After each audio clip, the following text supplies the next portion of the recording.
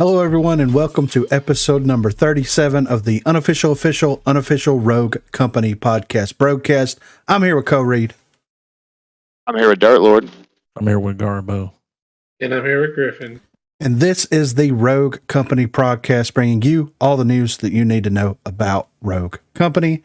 And first, we're going to hit it off really quick here with the Walking Dead Hotfix. And the reason why I say really quick is because they only fixed a few things here. So they deployed a hotfix for the following issues. Hits will now register on players using the Dollface Dahlia outfit. Fixed an issue that prevented players on Epic Games from being able to see the Dollface Dahlia pack in the in-game shop. Fixed an issue with the Walking Dead Rick Bundle weapon wrap utilizing the incorrect sound effects. So these are some very substantial issues that we were having in game. Of course, we talked about the Dollface Dahlia, no hitbox issue in the last episode, and that was a huge thing. And I know it came out around Halloween. It is what it is. It's just one of those things. But they went in there, they fixed it. All's great. Fixed an issue that prevented players on Epic from being able to see it in game. I mean, they had a pack that you could purchase through the Epic launcher, so I mean, it was the same price and you paid cash for it. So what does it matter? Like, I understand if you're like, okay, I'm going to get on the game and I play, I use the Epic launcher. I'm going to get right into the game and I'm going to go ahead and purchase it. And then you go look for it and it's not there. But like, I mean, anytime issues like that come up, I just check the store page in the launcher to see maybe they took it down. And when they took the skin down because of the hitbox issue, it was still in the Epic store. They disabled it from the in-game store. So I don't know. It's just kind of a weird thing. Like, I understand that it needs to be in there and everything, but it's just weird that on Epic specifically, it didn't get put in the in-game store, and then the Walking Dead Rick Bundle weapon wrap using the incorrect sound effects. That's probably because they applied the Executioner model to the revolver. So I'm sure it was using the sound effects from the Executioner because they just copy and paste it over everything. You know what I mean? So it's just kind of a weird situation. But on the heels of this, like, normally the way things have been working for the last couple of updates is you get like the season update, then you get the mid-season, or you get the update hotfix, right? So you had Formal Affair, you had the Formal Affair hotfix, which not only had bug fixes and things, but it also had balance things in it. Then you have the mid-season update, which would be The Walking Dead. Then there's a mid-season hotfix that comes out, and then the next season. So my question is, are they going to release an actual mid-season update that has balance changes in it, or do they feel like the game is in a good enough state where it actually is? I guess that's the big question here, because if they're not going to do any balance changes or anything like that, then it's like we're still going to suffer through a lot of these issues that we're having, But hey, if they think the game is balanced, then they are severely incorrect, right? Because there's a ton of things that need to be adjusted correctly. Probably considering there's a ton of things that haven't been addressed since 8 updates ago.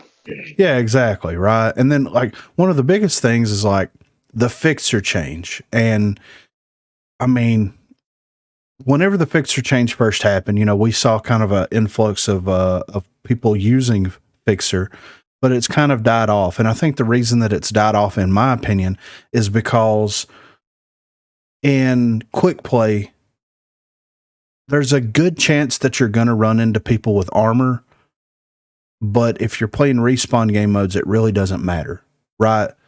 And you also don't know what the enemy team is picking, so you can't really react pick or counter pick with fixer to deal with some of this armor issue. So like, I think that that's one of the biggest drawbacks. I bet in ranked that he's used a lot more, because whenever we played ranked, I used him whenever they picked Trancher and Anvil, because like that's an easy way to take care of those characters. It's an easy way to get them out, especially if they're going to go with a very armor heavy team like Saint, Scorch, Anvil, Trench, things like that. So they're monitoring it. They're awaiting feedback for it.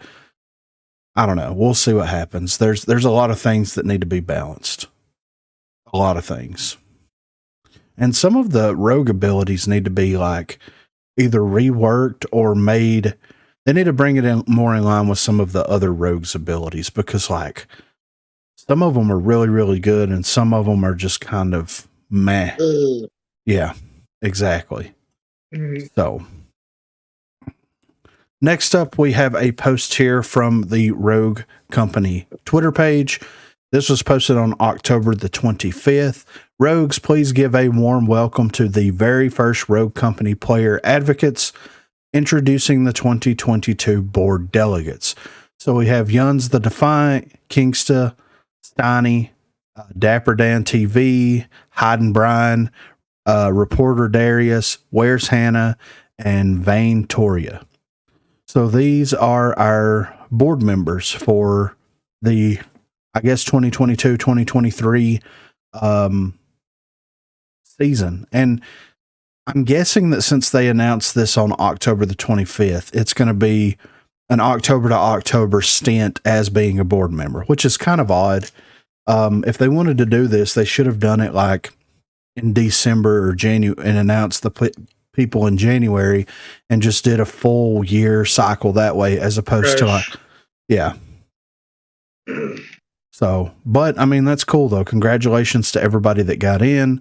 There's some great people here that have some very, very cool and interesting ideas. So I'm very excited to see what they bring to the table.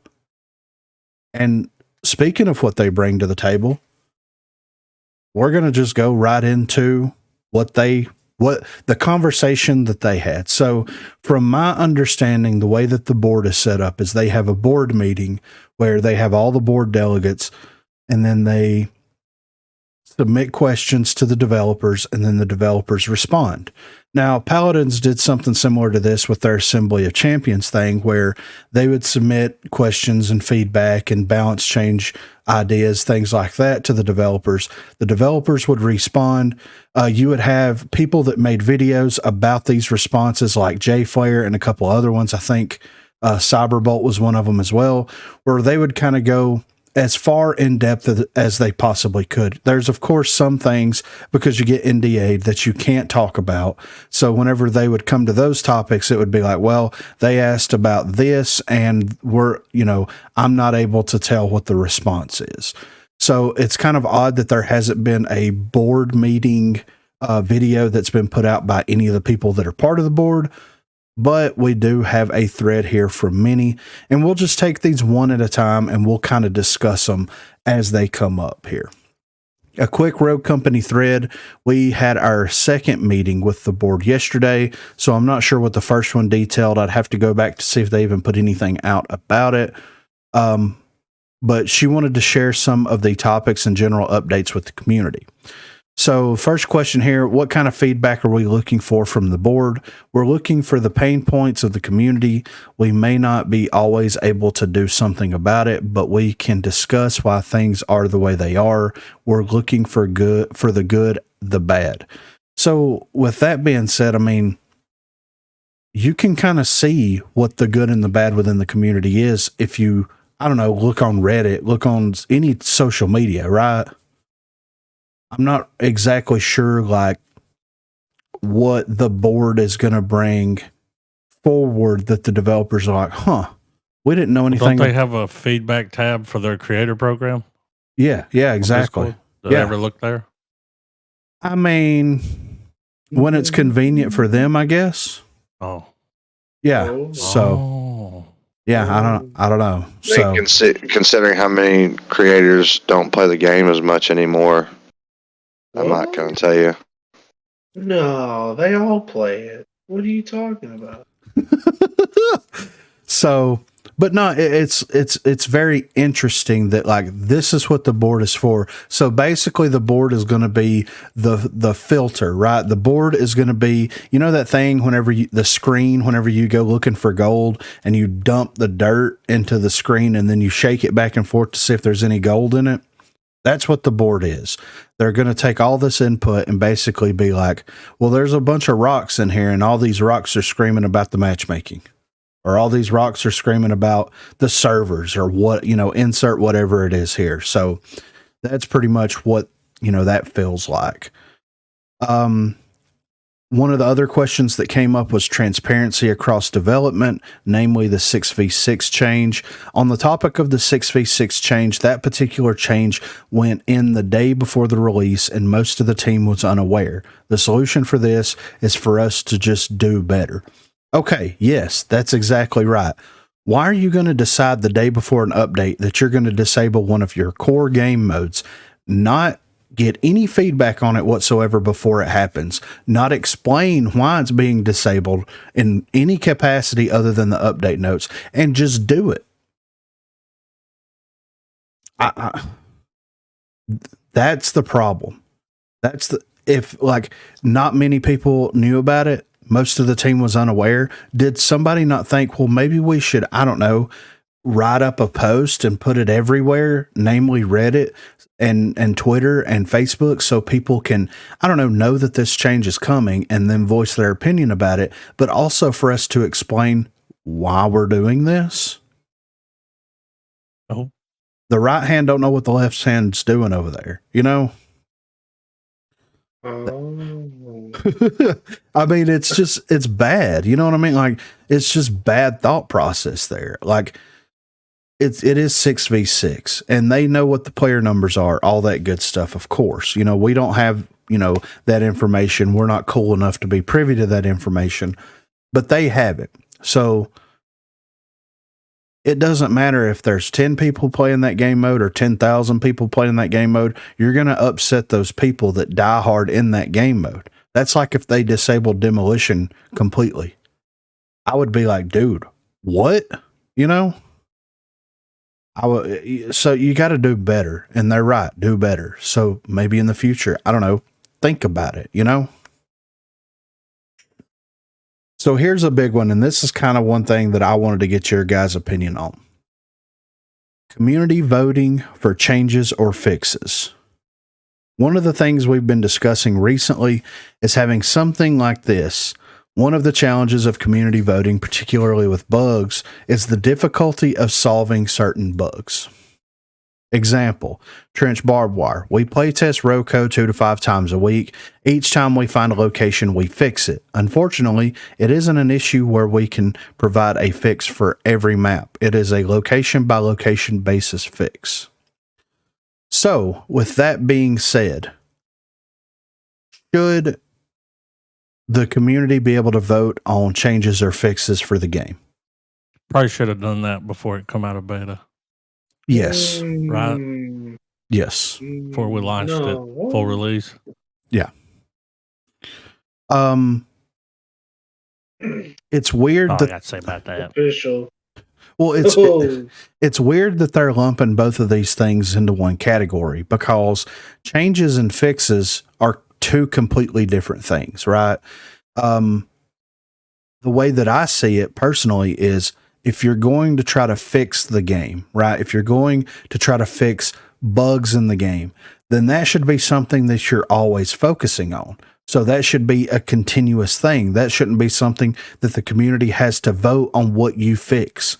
Unless it's something major like servers or matchmaking or something like that, it should be something that is already on your priority list to begin with. Second of all, voting for changes in game would be like, that's the thing. Voting for changes would be great, but you have to do it through the game itself. You can't redirect to another website. You can't, divert it to a poll on Twitter. You can't do it that way. You're not going to get enough feedback. You have to do it through the game. So if you're going to do something like that, you're going to have to implement it into the game where as soon as that person logs on, whenever this voting system, if it ever comes to fruition, where it pops up whenever you log in, and it won't let you go past this screen until you pick one of 2 or 3 options. So like, I'll use the fixer change, for example. Okay, the fixer change went in. Do you like the fixer change? Yes, no. And then whenever you click, like, let's say no. And then it's like, okay, why do you not like this change? Needs a nerf, too powerful. It's got a couple of options there. Then it's done. That's the only way to legitimately gather feedback in order to make informed decisions for anything. You have to get enough people to be able to justify a change like that. And what are the odds of that happening? I mean, what they would do is do the same thing that they've done in the past, where they put a poll up on Twitter and you'll have, maybe 500 people vote on the poll. And based off of the feedback of those 500 people, they would go in and make the change based off of that. Now, I'm not saying that those changes didn't, in my opinion, positively impact the game, because they did. But what if you have someone campaign for a negative change to the game? Yeah, like one of these board members. Yeah, exactly. Like, what if the TTK changes didn't happen back in the day and they happen now?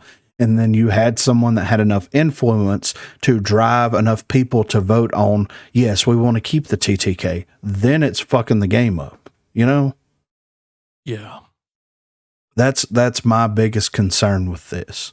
And of course, if you have a voting system, you're going to have people, and we know a lot of people that have, I don't know, 18 different accounts. So they're going to be able to sway it anyway based off of all their Smurf accounts. Same thing on Twitter, same thing on everything else. If you're really passionate about the game and you want to sway the outcome of a vote like this, just make as many Twitter accounts as you possibly can and just spam the poll. You could probably just pay a bot farm to do that. Exactly. If you really wanted to do it. Throw them $20 and just let them go, For 5,000 likes on something. Yeah, exactly. So I think that there's a good idea there, but I don't know how they would implement it in a good, constructive way. It's odd. I know that they'll never do that because, there's too many people that feel like the game should be one thing or should be another thing. That's because the developers, they got away from what their core fundamentals were, and now it's just all over the place. But like, if you're going to introduce something like this, it's going to be a disaster because you're going to You don't want gadget mastery? No. That'd be on the ballot, right? Yeah, it probably would, but no, I don't want that shit. And I would be someone that would be like making videos. Look, you don't want this. Trust me. You think it's the only way to fix padded steps is to give it to everybody. And I'm, yeah, exactly. Right. And I'm like, no, take it away. Yeah. So I thought that was an interesting idea, but there's something there. It's just never going to manifest in a good, positive way, in my opinion. Free for all game mode. We have contemplated this for years now. We've gone back and forth on it several times because there is a lot of UX work that has to go into it. What game modes would you like to see most in Rogue Company? So a free for all game mode would be great. I know that there's like 4 billion game modes that they've created for the game. I wonder why they never experimented with a free for all type game mode. To me, it would make sense, so it's kind of odd, but I like the game modes that they currently have. I think that they've done a lot of good things with refining some of the game modes that I find particularly fun, like demolition, extraction, dodgeball, sabotage, things like that. Improved player list activity. We previously had this feature, but it was extremely buggy. One of the challenges we face is being multi-platform. The other challenge is that this feature requires a ton of UI work, which is a precious resource. So I'm guessing this is like whenever you log on and you look at like your friends list, it tells like what game mode they're playing or something like that. When's the last time they were online? Yeah, stuff like that. So, I mean, but you don't really need that unless you're gonna create a feature where you can join a friend. I was about to say, yeah, match in progress. Yeah, I mean, it's just I'll not join up with you. Yeah. So I don't. I mean, to me, don't waste your time and resources on that. Like that's something when the game's fully polished. Like do it then. So. Additional weapon mastery levels. We really want to improve this feature for players. However, this feature also requires a monumental amount of UX work, which, as mentioned before, is a precious resource. I mean, how hard is it to go in there and increase the level cap?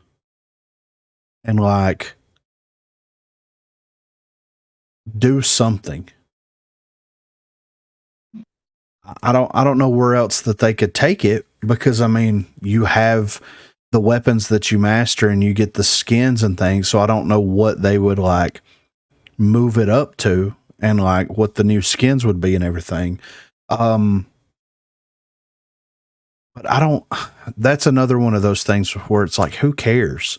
Like if you grind a weapon out to 500, then good for you. Yeah. Like, I think the level speaks for itself at that point. Yeah. Like, it needs to top out. Well, yeah, of course, Then they'd forever be grinding. Like, well, we've got some of those. Yeah. So I don't know what they would actually add to that. I mean, they could continue to add skins and stuff to it, but I mean, I think the reactive Nova skin that we have is pretty decent. I mean, at least decent enough to be like the capstone for that. So I don't know. Text chat. Back in alpha, we had text chat in Rogue, but the vast majority of it was utilized for harassing other players. Question for players: would some of Rocket League style quick chat quips be helpful or scratch some of this itch? We already have that.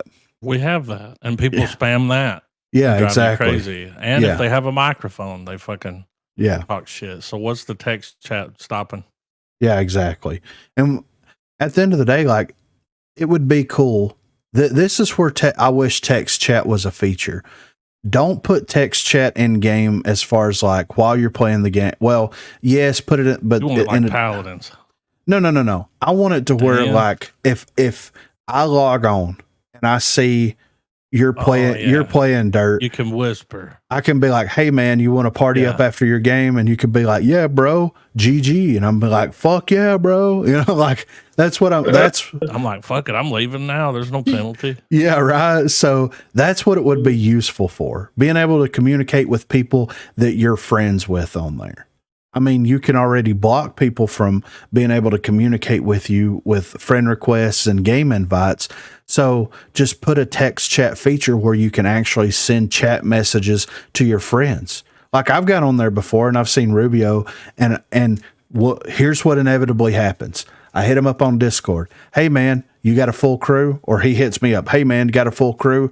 And then after the match is over, or between rounds, then I'll message him back when I could just hit the enter key and say full crew right now, or whatever. And just Don't wait up. Exactly. Instead of him sitting in the lobby for 15 minutes waiting for me to respond,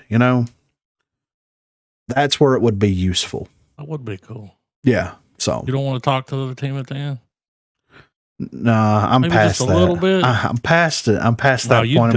I would. I don't want. That's why I don't want it back. Yeah, that's why I don't want it back in there. Well, I mean, just be like, "Yo, yeah, shotgun and lancer, huh? Yeah, eat a dick." Y'all want a rematch? Yeah, right. That would be nice if it's somebody you really want to play again. Yeah, exactly. Rematch like, button. Hey, because sometimes you'll see that and you're like, "Oh, thank God." I like that feature that Overwatch has, and I haven't really used it before, where like if you win, then it has a thing at the bottom of the screen where it's like stay as a team. Yeah. Like that would be cool. And that would help matchmaking as well. Yep. So, I mean, why not?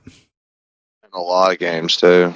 Yeah. So, And I mean, if you could put it in there for if you win, if you lose, if you're not already in a party together, it'll party you up. I mean, there's a lot of stuff that they could do that's better than like some of the other things that they're incorporating, you know? I think if you want to fix this game, the number one thing you need to do is fix the matchmaking in the servers. Yeah, exactly. Exactly.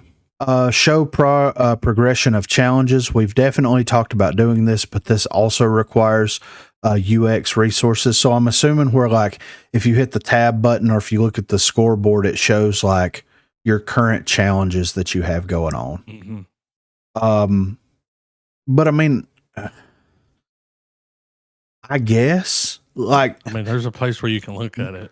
Exactly. Right? Yeah, exactly. And my thing too is like if you're going on there and you're challenge hunting, like you know what the challenges you need to complete are. So yeah, exactly.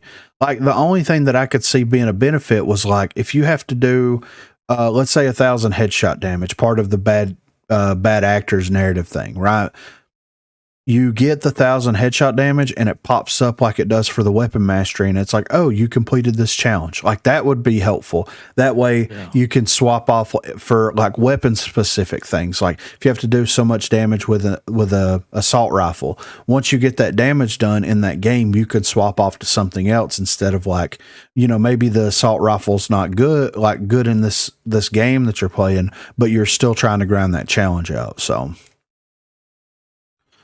Season-long refer a friend. We've definitely discussed doing this. Okay, so the refer a friend thing with the Dima skin, the last one that they did was interesting to say the least. I understand that you want to bring players into your game. I understand that one way to do that is to kind of string those players along with, you know, with a nice looking skin, this, that, the other. But if you're going to do a season-long refer a friend, that has to look a very specific way, and it has to give a good enough reward in order to be worth going out of your way to vouch for a game that doesn't exactly run as well as it should in comparison to a lot of other games. So it would have to be a scaling thing, right? So if you refer one friend, maybe you get 10,000 reputation. If you refer two friends, you get 25,000, and then it scales up to rogue bucks. And then if you refer enough people to come into the game, you at that point get like some type of exclusive title or skin or something like that for that particular season. That's how they would have to do it. Skin would be the best choice, I think, because that's what people really want. Yeah, exactly. So I think that would be something that would be interesting to do. It would also be something that would be very exploited, but it's still there would have to be a very specific way to do that. And I know that Paladins did something similar to that back in the day, where you could basically send them an invite for the game download, and if they use that game download launcher, then it would count as a refer friend. And what that would do was it would build up from gold to crystals to that invader pip skin, and that would be the reward for doing that. That would be a good blueprint to work off of, but I don't know if it's really going to help anything as far as like you'll see an uptick in people playing, like at least launching the game enough for this person to get this specific skin or whatever it is that they're going for. And there would have to be a way to track it too, so you could see what your progress is and then kind of go from there with it. So photo mode or creative mode. This is a fun idea, perhaps in customs or shooting range. We can look into doing something like this in the future and see if it is in scope.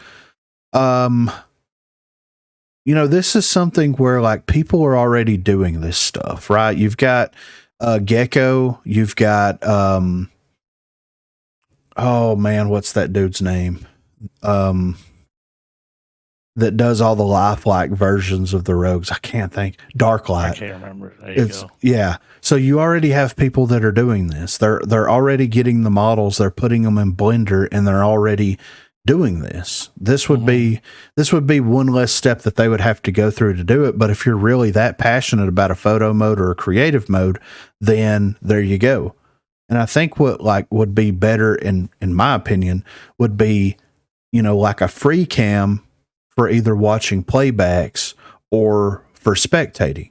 Because if you had a free cam where you could disable the HUD, then you could make some cool photos. You could make some cool creative mode things. Like you could do some really interesting things while the match is going on or while you're watching a replay, where you could capture a really crazy gunfight and then, pull it into GIMP or Photoshop and edit it to make it look even more cool than it currently does in game. So I think that would be a better solution in my opinion. Seasonal dynamic changes to maps. This is a lot of work to do. It largely depends on the scope and reusability of the work, but this frequently takes a lot more time than many might think. Okay. Seasonal changes to maps would be very interesting, but you also have to look at it this way. If you're doing it for specific holidays, then you do it once and you don't have to do it again. So if you're going to, let's take Christmas, for example. You're going to go in and put Christmas lights up and put snow on the ground and like snowmen and Christmas trees and presents and things like that. You do that one time and you're done. And then when it comes up next year, you don't have to do it, or the year after that, or the year after that. You just have to do it to the new maps when they get made. Dynamic changes to maps. So to me, what dynamic changes to maps mean is where you influence something in the map and it changes the map, right? So like if there's something that is floating in the air and you're able to cut it down or shoot it down and it falls into the map and it's now an entity in that world that can be used as cover. That's something that they really, really need to take a look at. Like that's how you take your pre-existing maps that you have and make them actually interesting, where you have a variable that is ever changing because you don't know the state that it's in, right? You don't know if it's still hanging up if you're not around it. You don't know if it's on the ground. You don't know if you're going to have that additional cover. If you rotate into that area, are you going to try to make this thing happen so that you can use it as cover? Are you going to go out of your way to do this specific thing so that it opens up a new path to be able to flank the enemy? Like, it offers a lot of I don't know, different ways to approach situations. It adds a lot of versatility into it. And that's something that I think that you could, instead of, because I mean, what's the last new map we got? Wanted?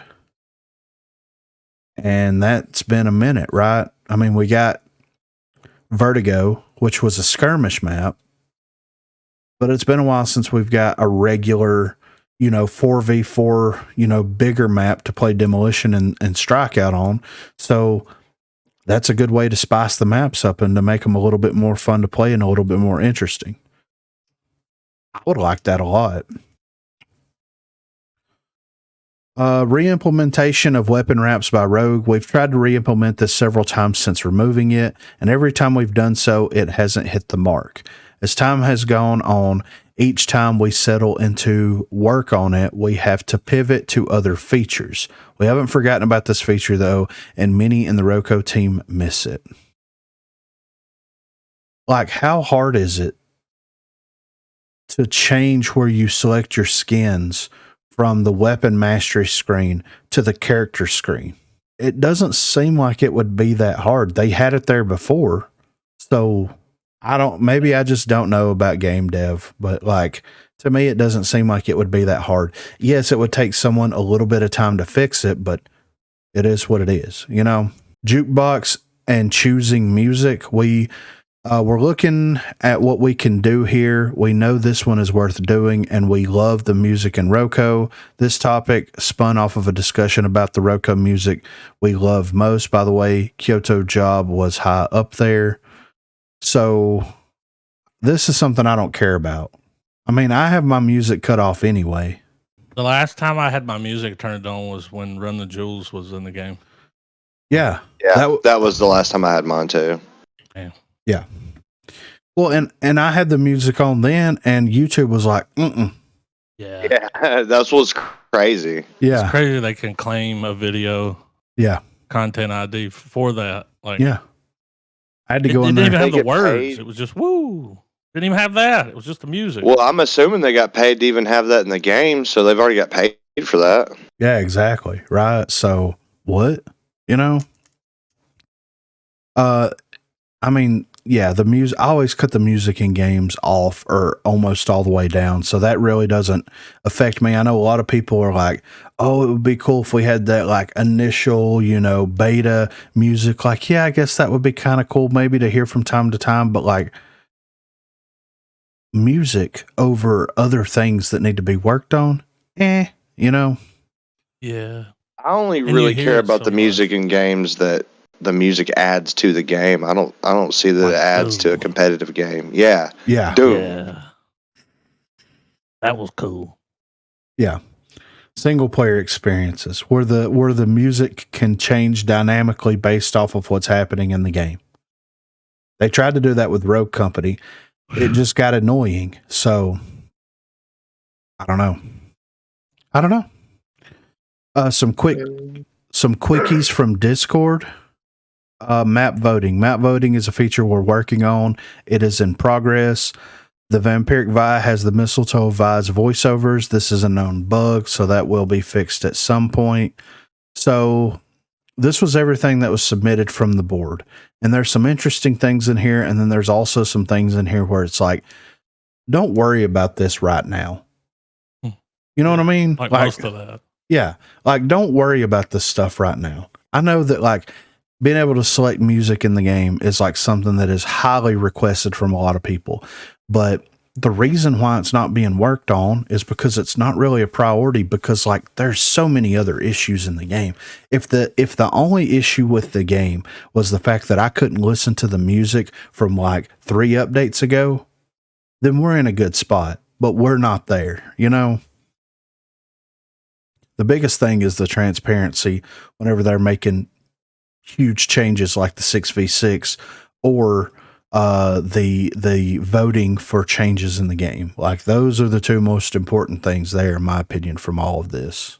So next up, before we get into the community section, we have a post here from the RCCS Twitter, guys. Now, this is something that I wanted to do a general discussion on here. This is what the RCCS Discord or RCCS Twitter had to say. Average viewership per month in Rogue Company has cut in half since the RCCS was discontinued and is down to 317 average viewers. The content creator program has subsequently cut the requirements to become a creator in half as well. So, do you guys feel like the RCCS not existing is what's causing the viewership on Twitch to decline? Not even a little bit. Not even kinda. No, not even close. Nobody gave a shit about the RCCS. Yeah. To be honest. Views were down when it was going on. Yeah. Exactly. I mean, you'd have way more people watching other people play it than watching the actual tournament. Yes. That's what I think is so funny about this, because if you actually look at the Twitch statistics for viewership for Rogue Company from a year ago, which is when, like, they announced the RCCS, that's when they were ramping up to do the first LAN event in January, all that kind of stuff was happening. And look at that versus now, you see a very natural decline in viewership over time. I don't think that there's a hit where RCCS went away. Now, RCCS goes away. A lot of those people that competed in RCCS decided to stop streaming altogether for some reason, right? So you have people that were competitors that were only on there streaming Rogue Company things. When the RCCS disbanded, they quit streaming altogether. Why? I don't understand why people, if they're going to be competitors, if they're going to try to make, I don't know, video games and being able to compete in video games like their livelihood and their financial stability, why would you stop streaming altogether? That doesn't make any sense to me. And, like, regardless if the RCCS is happening or not, if you're someone that is either has a personality or is good at the game, you're still going to pull in viewers. I mean, look at Elvin, right? Elvin was someone that tried and tried and tried to be an RCCS competitor, never made it. I mean, he showed up to LAN like once or twice, didn't do particularly well, continued to stream, continues to stream Rogue Company and also other games, and still has retained quite a decent viewership, you know? Mm-hmm. What about all the other competitors? Like, if you want to start pointing fingers, don't point fingers at the fact that the RCCS was discontinued and that's why the viewership is down. Point fingers at the fact that you have people that were playing the game, promoting the game, and streaming the game because they were a part of the RCCS that just like cut it off. Basically completely cut ties on everything. Quit streaming. Overnight. Yeah, exactly. Quit streaming, quit doing anything, quit talking about the game on Twitter, quit like trying to bring people into the game the whole 9 yards. If you're going to point fingers, you got to point fingers everywhere, right? Mm-hmm. So, and this is a larger topic of discussion, right? Like, is it RCCS's fault that they didn't get a larger viewership? Was it First Watch Games' fault that they didn't get a larger viewership because of promotional things? Like, whose responsibility is it to promote that? And the way that it's a mixture of both. Exactly. The way I look at it is if you're going to be someone that is solely over putting tournaments on for a specific game, it feels like your toe should at least be dipped into the marketing side of things just a little bit. And if you don't feel like you're, I don't know, getting the backing that you need on the marketing side, maybe do a little marketing yourself. Yeah. So motions. I didn't see him do much other than tweet. Mm-hmm. There's a lot he could have done. Yeah. A lot of tweeting and then deleting. Yeah. A lot of deleting, dude. Yeah. So, I mean, you see a gradual... A lot of blocking. Yeah, a lot of blocking, yeah. What I find fascinating, though, is the fact that, like, I see the most Rogue Company ads or the most Rogue Company promotional things on Facebook. And for the past month or two, the only thing that they are promoting, and you'll never guess what it is. The only thing... Guys. No. The only thing that they're promoting is for a chance to get into the alpha or beta version of the mobile game. That's it. I haven't seen any promotions about the Walking Dead crossover. I haven't seen any promotions about the actual Rogue Company game that exists right now that's been out for 2 years now. Yeah. It's all Rogue Company Elite promotion. All I see is the writing on the wall. That's not good. They are betting their hard money on this mobile version of this game to do something. And I hope it works out for them. Because I just have a feeling, dude. I have a gut feeling about this mobile version of this game. That's what's sad. It's sad when you have a pre-existing game, a good game, a unique game that you single-handedly have destroyed since it's been in beta. And then now that you're, you've come out of this beta phase and you said you're going to increase promotion on everything and increase marketing, and you're doing it for the mobile version of the game that's not even out yet. I got an email this past Friday about the play test for the mobile version of the game. I can't get it to work. Like, Jesus. I downloaded it and tried to log in, and every time I do it, it's like something's wrong with the game center. I'm like, okay. Yeah. I downloaded it. All the other games work. Yeah. I downloaded it, played it one time, and was like, this just makes me want to play the real game. Yeah, you're like, it's a mobile game. Yeah, not the Candy Crush version. I want to play the real game where I don't have auto aim. You know what I mean? Yeah. Where I can actually feel like my skill is represented. That's what I want to play. So, I don't know, man. RCCS here. It's very egotistical to think that, what you were doing had that much of a sway or that much of an influence on viewership when you couldn't retain an audience for a $20,000 tournament. That you didn't show up to. Yeah. Yeah, right. Yeah. So it's very interesting. It's very egotistical. It's very unnecessary. Freaking thinking he's fucking something. And the last point that I'm going to hit here, last little titty bit here, is you can still do it. Like, there's nothing stopping the RCCS from existing. I guarantee you, if I get in contact with High Res or First Watch Games and say, hey, I want to put on these competitive Rogue Company tournaments. Yeah. Can I use the RCCS? A dime. Yeah. Yeah. Can I do the RCCS? Can I use the RCCS name? Because you didn't put your name on it whenever you were the ones backing it. It wasn't the RCCS brought to you by First Watch Games and CMG, Checkmate Gaming, whatever. It was just the RCCS. Your name wasn't attached to it to begin with. So, like, what's stopping anybody else from reaching out? Or, I don't know, the person that wrote this tweet from saying, if you guys don't want to be involved in it, I'm going to continue to do it. Can I continue to use the name? Or come up with something better? RCCS is a lot. Rogue Company Championship Series is a lot. Come up with something better. All right, guys, this is the community section of the unofficial Rogue Company podcast. If you want to contribute in any way, you can hit us up on Twitter at Broguecast. You can shoot us an email, broguecast@gmail.com, or you can join the Discord server. The link will be in the description down below.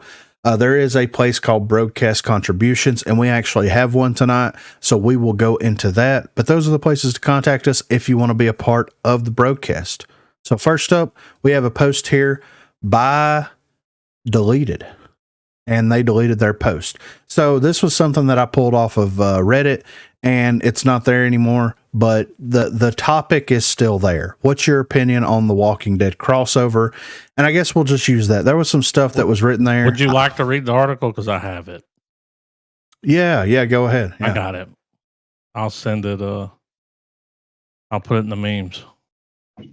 Way back at it. Oh, way back. Saving the day, bro.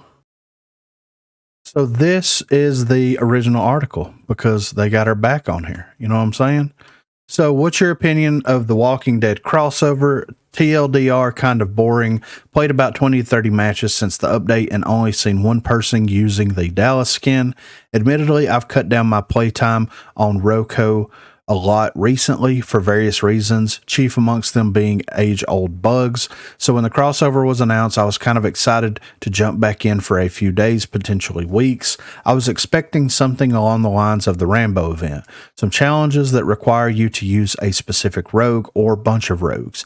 And if you completed the challenges, then you got rewards that aligned with the crossover. But we didn't. Everything in that crossover was purchasable. Now I know they need to make some money back. The crossover wasn't free, obviously, but no challenges or rewards for the crossover at all. I don't understand why they did the Bad Actors event at the same time as the crossover, especially as the event ran through the Halloween period and none of the rewards were Halloween inspired. They could have done some sort of event with rewards, right? I mean, they added like 5 Halloween skins. Whether they decided to make the event challenges rewards The Walking Dead inspired or not, I was really hoping for a Halloween event. They could have pushed the Bad Actors event until after the Halloween period and used it to set up the next season. That's why I posted this in here. So basically, I agree with everything that this individual said because, like, I was really hoping with Halloween being such a big deal to a lot of people, being out of beta. Yeah. Yes, exactly. Like, being out of beta. announcing the Walking Dead stuff and teasing all that, and then coming into the game with this crossover happening and knowing what they did with the Rambo crossover, I'm like, dude, they're going to be doing some craziness on here. They're going to kill it, because the Rambo event was the best event that they have done in the game so far, in my opinion. Like, the arms dealer event fell short. They needed to go back to the drawing board on that. And then these narrative events are just garbage. Just to put it nicely, they're just garbage. So I was super excited as well. I was like, that's going to be cool. And then, oh, they're pulling the inspiration from the comic. What could we get? Like, this is going to be no, dude. It's like they didn't even have the ball to drop it. They were on dropped $120 ball. Yeah, exactly. Right. Exactly. Yeah. So I guess my question is like, how many people have you guys seen using any of the Walking Dead skins whatsoever? I see a Dallas every now and then. Yeah. And his color's messed up. Yeah, right. Seen many of the skins, honestly. I mean, I think I've seen maybe one or two Negans. I've seen maybe one or two Michonnes, and those Michonne skins are usually people that I'm playing with at that particular moment. As far as nothing like when Rambo came out, dude, Seeker was in every single game on every team. Like, it was even just Doc. When they released Doc, there was tons of Doc. Yeah. I mean, I guess this is a classic, learning experience, if you want to chalk it up to that. They did a crossover event for something that should have knocked it out of the park, and at the end of the day, they just completely failed the entire way around. The price wasn't right. The skins weren't right. The event crossover, everything wasn't right. It was just, it was just bad news. Lazily done. Yeah. Oh, yeah. I like the way the skins, the black and white skins look. That's about it. And they're way too overpriced for me to want to throw any money at it. Yeah. I mean, they're not cool enough for what I'd have to pay. Yeah, dropping $50 to get all three of those skins. Yeah, no, dude, I didn't pay that much for this game. Yeah, exactly. Like, don't put your audience in that position. Not for a free to play game, Yeah, it's a cash grab, dude. Exactly. And like, the Rambo skin was, I believe, $20 when it came out, but you got the Rambo skin. You got the weapon wrap, you got the melee wrap, which was cool. And then they had challenges that you earned free stuff for that was all Rambo centric. Like, they could have taken all that stuff in that cosmetic bundle and put that into an event to where you could unlock the borders, you could unlock the banners, you could unlock the emotes and emblems, and made that like something beautiful. But they didn't. Oh, people would have been on there grinding that out, dude. Exactly. Yeah. And how great would it have been if you grind out, because now they're doing the weekly challenges, right? Imagine they put Walking Dead centric challenges into the game where you can grind it out to get the stuff that is in that cosmetic bundle. And if you complete all the challenges, we're going to give you a Walking Dead supply drop for free. You're going to get one of the skins and the mythic wrap that's associated with it randomly. It's going to be yours. Like, that's how you treat your audience. You don't drop 7 bundles for $15 a piece and say, here you go. Have fun. Oh, but Pretty Hair was like, it's actually cheaper to do the supply drops. So yeah. Have fun with that. Yeah. So random. Sold, Pretty Hair. Yeah. How about you send me $120, Pretty Hair, and I'll get whatever you want me to get on here. Next up. Disrespectful. It is. It's Dr. Disrespectful, dude. Yeah. So next up, we have a post here by Kirkier. I don't know. No shoot bug prevention. When I saw this, I was like, we've got to talk about this. To avoid getting the no shot bug until they fix it. After you choose your character, pull up the loadout screen for the character. Leave that loadout screen up through the rest of the character selection until the time runs out. Be sure aren't the last to choose, since that will end the selection timer. Then you won't be able to pull up the loadout screen. I know it sounds dumb, but it works. The glitch seems to be linked to getting a view loadout alert on your screen, and for some reason, viewing the loadout while the timer runs out prevents the glitch. If you do get that glitch, you can rebind your fire button to a directional button and hip fire. Not the best workaround, but hopefully they fix it soon and you get in the habit of pulling up the loadout screen after selecting a character until then. What? What That's the absurd. fuck? Yeah. So that'll get rid of the loadout thing on the screen the whole time? No, when we were playing that night and Garbo couldn't shoot or do anything? Twice. Yes. Yeah. That's how to avoid that from happening. He's like, I'm running around with a melee weapon. Yeah. And was doing poorly And at reviving. Yeah. that. I think considering you only had a melee weapon, I think you were doing pretty good. Yeah. So they should fix that.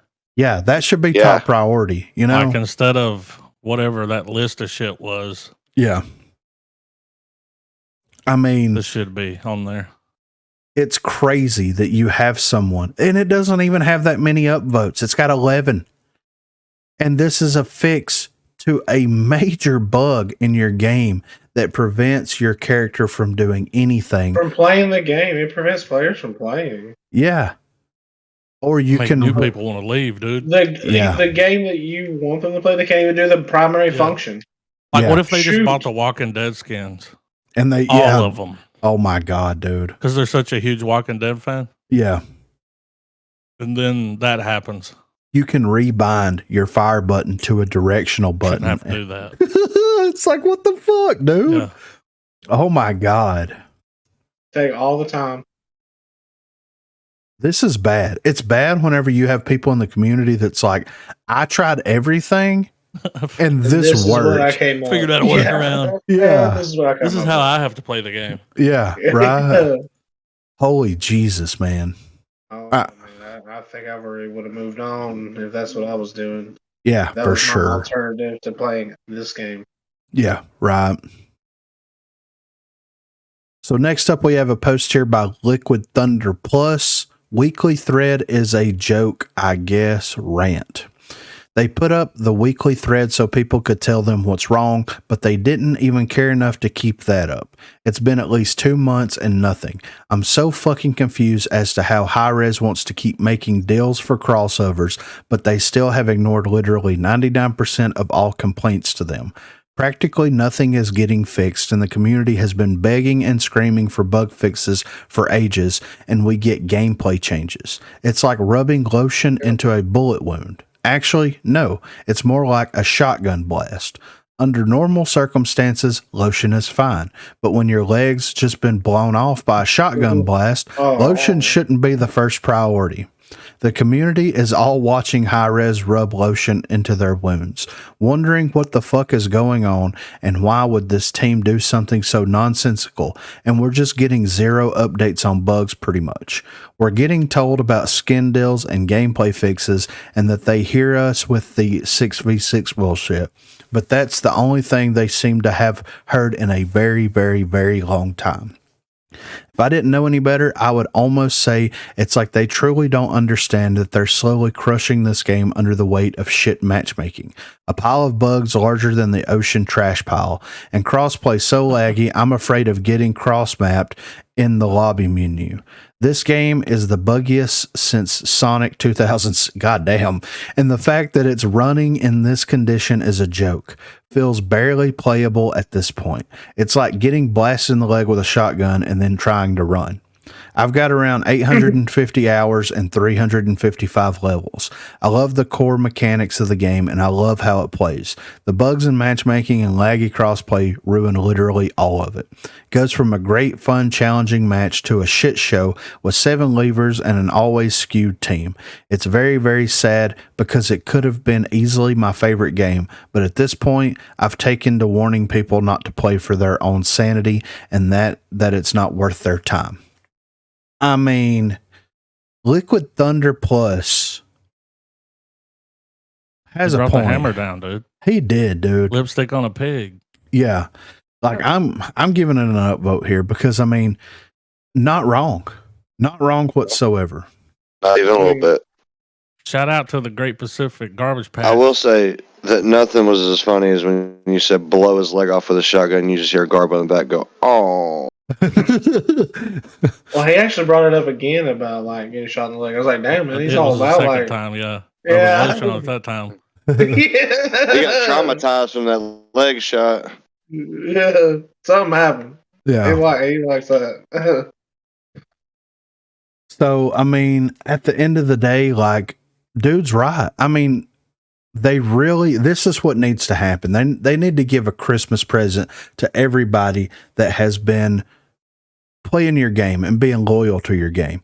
Do one update, just one update that is just your Saint update, your Project Saint update, whatever, that just focuses on primarily bugs, issues, everything. Do that or it's over.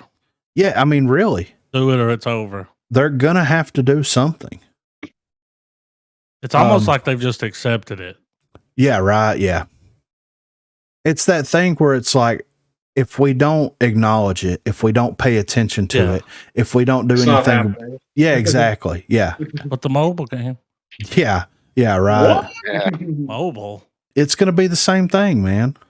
It's going to be the exact same. Yeah. Yeah. But the difference with the phone version of the game and the actual version of the game that we're playing is they have a huge scapegoat with the mobile version. Your data, your connection. Oh, yeah. That's their because everything, whenever somebody's like, this happened, well, were you connected with Wi-Fi or were you connected? What's your internet speed? Who's your ISP? Yeah, exactly. Like every time somebody brings up an issue, the developers always ask the blank fucking questionnaire. Oh, yeah. They're like, that doesn't happen here at headquarters on our gigabit, our fiber connection. So yeah, right. Come on. Yeah, exactly. Right. So it's like, dude, and see, here's the thing, man. I was updating something while I was playing. And yes, I was getting bugs like crazy. I was getting issues like crazy. So it's not wrong, but you can't just be like, hey guys, it's your connection that's causing all this issues, because guess what? All those issues wouldn't be happening to that many people. Yeah. There's no way.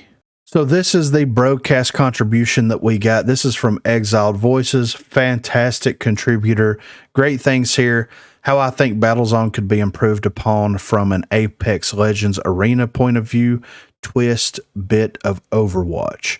So they've got a couple of screenshots here and some writing. So this first screenshot, we have Fixers, Fixers basically ADS, or it's actually Vi, but with the tier. Says, low count of players for Battlezone, health doesn't regen, and down here below it, it says, in my honest opinion, health packs should be placed at set locations on the map since health doesn't regen in this mode, plus the low count of players in Battlezone. So if we go over to the next image, we have changed the number of rounds per Battlezone game. Battlezone games increase it a bit, but not as much. So increase the rounds to an amount best of 6 and have custom tailored maps unique to Battlezone made from the ground up. It can be a mashup of current maps with a bit of lore. So that's something that we've been saying for a while. You can't really do it on the pre-existing maps because someone's always at a disadvantage, and it's not, it just turns into like a one life TDM at that point. Shit show. Yeah. Next up, add static healing pads around the map, designed to regain lost health similar to Overwatch 2. Glitch or any rogue can activate or hack these to add either them to the map. Health pools, pads, in my opinion, the armor is fine, I guess, but I think one of the problems I struggle as a player coming from Apex Legends arenas is the no healing mechanic. It is absolutely bad. Last up here, what's the point of upgrading our perks if we can get a better one on the ground? Why are these in the game? It's pointing at a piece of armor. Why are these in the game if we can purchase them? This is not an effective way of playing Battlezone. Add something other than guns and armor to the loot crate. So, final note here. Remove armor from crates. Why is there armor and weapons inside crates from a gameplay perspective? It's weird. When us as players can now purchase and upgrade our gear. So, I think dude, in the heat of the moment, you're going to grab the shittier armor. Go for the mythic. Yeah. You do it every time. You grab the one that's like, I think I just picked up, I had legendary. Yeah, right. Why did it let me do that? Mm-hmm. So here's the thing about Battlezone, and I like where Exiled is coming with this because this healing pad things make sense. The thing with Battle Royales is you're having to manage yourself during a gunfight with ammo, armor, and your HP, right? Those are the main things that you're trying to manage whenever you're in a gunfight in any type of battle royale.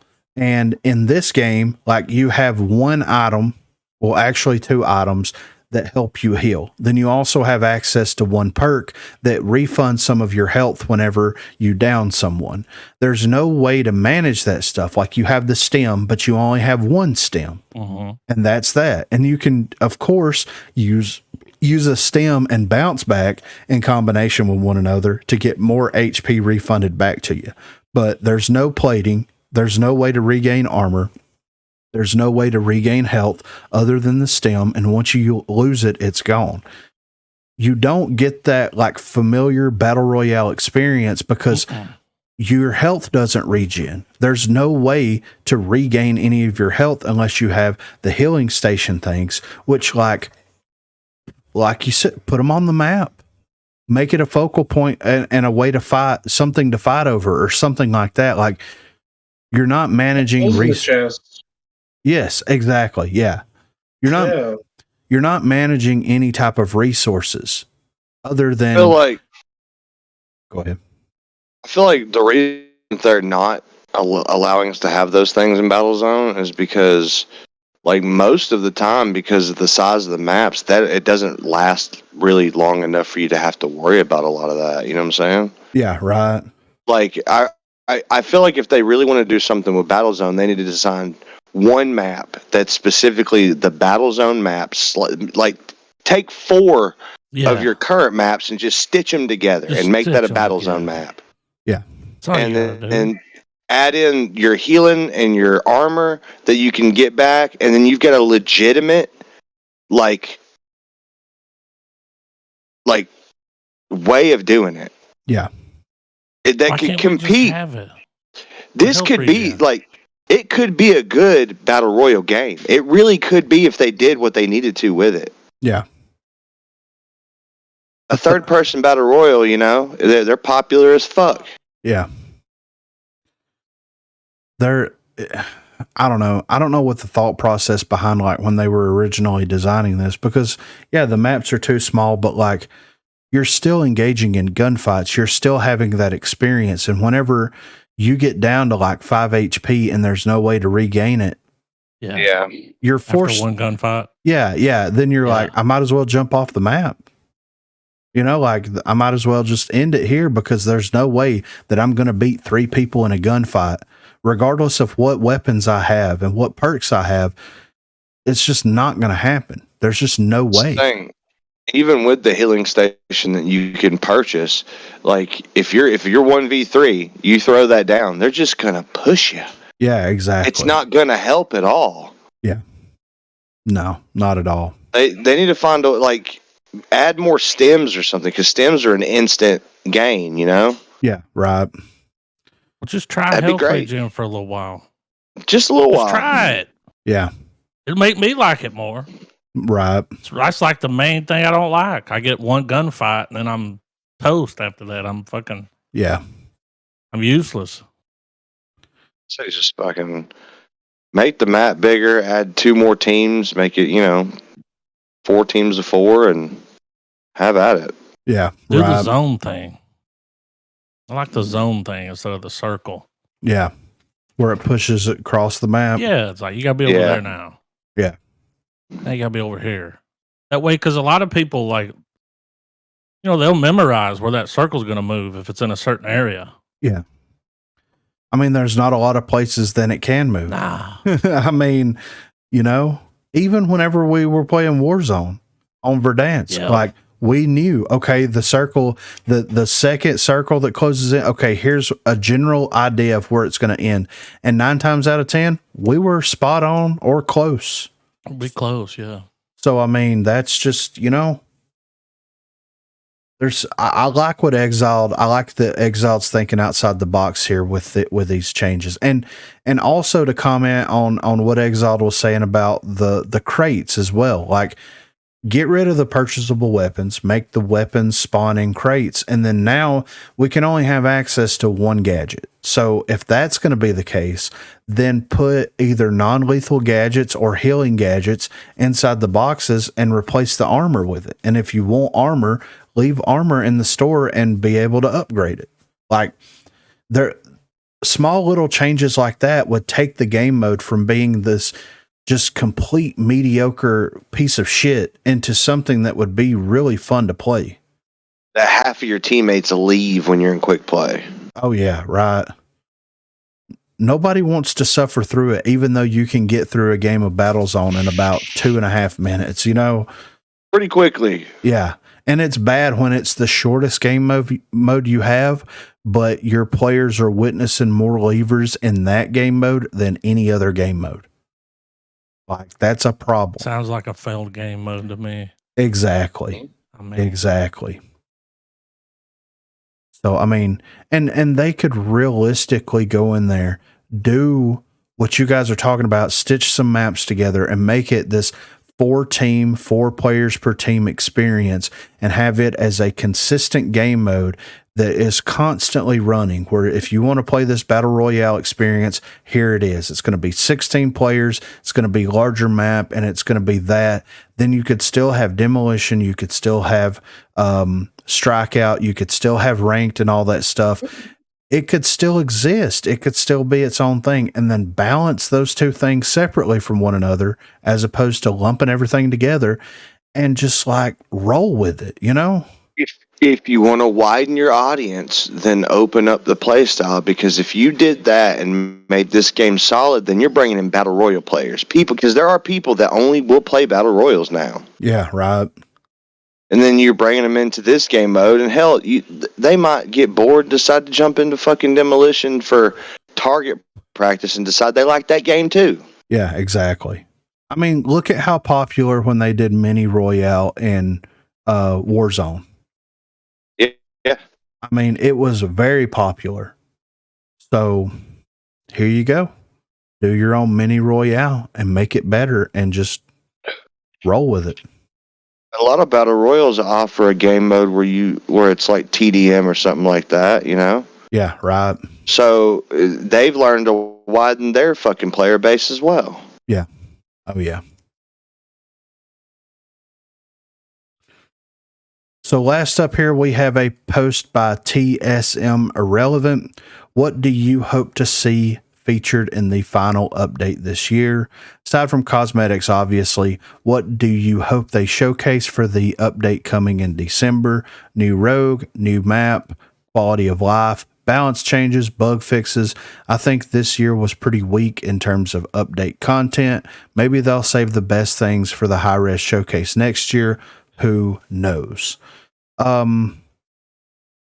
haven't had a rogue since Juke. I'd like to see a new one. Yeah, right. Another healer. We need a legitimate healer. Yeah. So most people down here are saying bug fixes. This person, yeah, matchmaking, better servers that don't have network disconnects. Remove force that since the beginning. Yeah. Motherfucking mechs. I don't know about that. let's get a mech mode. Yeah, that's pretty specific there. Dude, don't give high res any fucking ideas. Yeah, for real, right? So what I would like to see is I would love to see that Saint update. That's what I would like to see. I would like to see the Project Saint and only the Project Saint update. If they had Oh, go ahead. Oh, you go ahead. Sorry. Well, if they've got a collab going on right now. If they had the balls to fix their game, I think this would say volumes about what they're trying to do over there. If they decided to do an update that had no cosmetics, like just a battle pass, and all the only thing they focused on in that update is bug fixes, quality of life changes, and fixing a lot of the consistent issues. They don't even have to have the battle pass, dude. I'll give them. How much does the battle pass cost? 15 bucks. I'll give them $10 bucks, just to yeah. fix the game. You don't even have to put one in. Yeah. I'll buy it. Yeah. Has there been any current updates on Project Saint? I haven't heard anything in months. Well, like Project Saint for the last update changed was that one map. Yeah. That's part of it. They changed Glacier. What's that? Glacier. Yeah. One of the Project Saint quality of life changes was Chalk being able to roll while he's being revived. You know what I'm saying? Like, yeah. But nothing very substantial since like they first announced Project Saint. So but the Glacier change was great. Yeah, I would say Let's that's get the more of biggest that. change. That's the best change I've seen in Yeah. a while. That map runs so much better. It went from one of the bottom tier maps to one that I enjoy playing now. I like it. Yeah. Yeah, it's really good. And they pulled canals out so that they could do updates to that map similar to what they did to Glacier. So I'm interested to see what that gets us, you know? Yeah, I'd like to see that too. Classic map. Yeah, right. So like those things, those quality of life changes, bring in a little bit of newness and flow, better flow to some of your maps like that. Absolutely. Yes. They wouldn't have to introduce a new character. They wouldn't have to introduce a new map. They could introduce like any of the things that they've been talking about reworking into it and bring that into it as this update for quality of life and then focus strictly on bugs. Don't add nothing new. Yeah. Because when you add new stuff, you're just piling bugs on top of bugs. Exactly. We're 2 years in. Yeah. Fix them. Yeah. Or just say you're not. Yeah, right. And we'll be done with it. Like, yeah. So here's my question real quick. So like the trench barbed wire bug, right? So let's compare trench to Vi, okay? Because they do very similar things, except you would think that Vi's poison would be more of an issue on the developer side because whenever it hits and it explodes, there's 3 smaller things that come out of it. But I guess yes. Yeah. So I'm guessing since it's like quote unquote a liquid or whatever, that like whenever it reaches something, it stops there as opposed to like the barbed wire tries to penetrate through that, right? Yeah. So I think the barbed wire issue that the developers are having is whenever you throw it and it clips into a wall or a box or something, it's or the cover you're behind. Yes. And then it's just above you and it's like, what? Yeah. It's like instantly destroying itself because it's getting so much damage for being like glitched into that part of the map. Why not give it the characteristics of Vi's poison where it's just 1 pull as opposed to 3 pulls and have it act that way? Because realistically, if you throw something on the ground next to a wall that opens up and barbed wire comes out of it, it's going to move kind of like a liquid. Yeah. It would either move the device away from the wall to open wider, or it would just pile the barbed wire against the wall. Exactly. Like that's what it should do. Like it would just explode out of existence. Yeah, right. Could you fucking imagine? You're like, look at this thing I created, and you throw it down, and it's like, just gone. That was my passive. Yeah. So, like that's really annoying with him too, because you if you're just slightly too close, and it could be a good block, you know, where you're blocking off a whole lane, just slightly too close to the wall, it's gone, and then you have to wait for that to come back around to get another one. Well, it's like the ambush shield. Yeah. When you're trying to throw that thing down, sometimes it's life or death situation. Yeah. Yeah. And it says it'll go down. You're like, I'm saved. Yeah. It'll be and then it don't go down and they kill you. And you're like, what the fuck just happened? And you're just standing there with your left hand at your side like you're about to do something. Yeah, you're screaming. It was blue. Yeah, right. It's happened a lot. God. Yeah. I mean, and my thing is like, you already have things in the game that you can't deploy unless you're in the perfect spot, like trip mines and APS systems and the Mac ability, right? If you're too close to a wall and you try to deploy it and you're facing the wrong way, it's going to say unable to place here, unable to place here. So they already have that functionality built into it to where, like, if they could go in and figure out what is tell the barbed wire that. Exactly, where you can't throw it. Put that there. Yeah.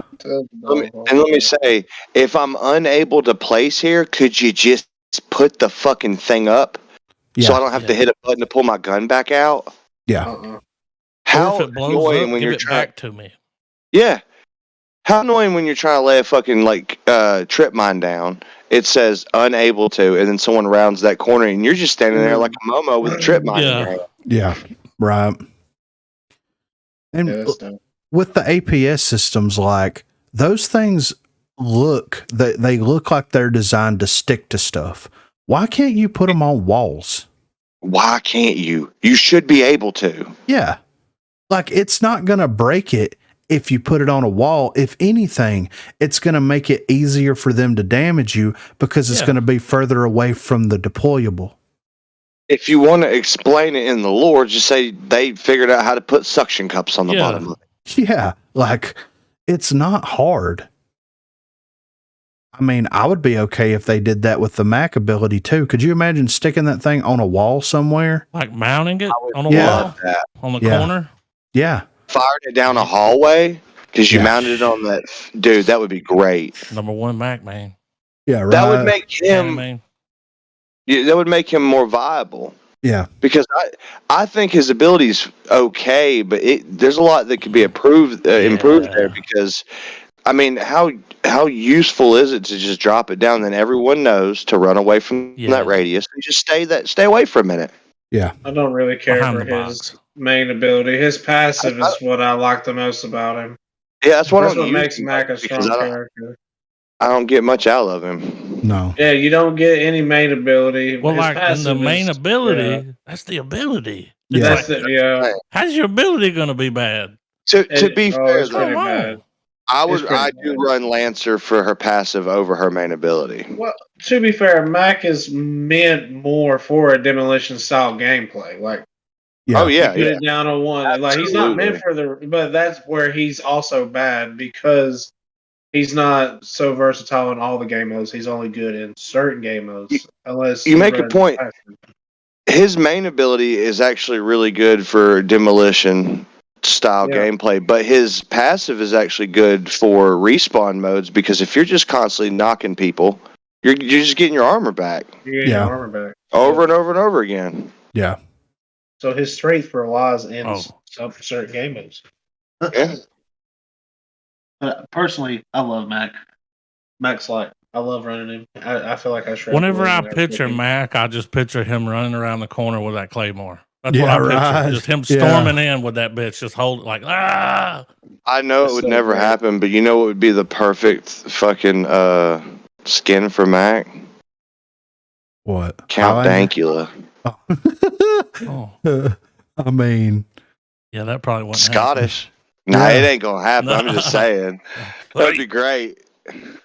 Highlander would be good, yeah. Yeah. Give him a William Wallace fucking. The face paint? Yeah, dude. Ooh. Conan, that's great, yeah. Yeah. But I mean, that's what I'm hoping. Like, it would be nice if some of these, because we've got enough rogues at this point right now to where they could really, like they did with Fixer. And it feels like that they're kind of, they're real picky and choosy about which specific rogues that they want to go in and do quality of life changes to. Like Fixer being one of them that they constantly tweak all the time. When there's when there's other rogues that are really, really fun to play, that they need to do something with them. Like there's some rogues that are perfect in my opinion. Anvil, perfect. That's perfect. Yeah, Vi is perfect. Anvil's perfect if the shield is placed where you are trying to place it. Yeah. That's the only issue with him. Stop giving me a blue fucking shield if I can't drop it. Yeah. Stuff like, I mean, like there's some that are really good that don't need to be tweaked, but like one small quality of life change for Dahlia is she can revive one person she's linked to. Why can't that person revive her?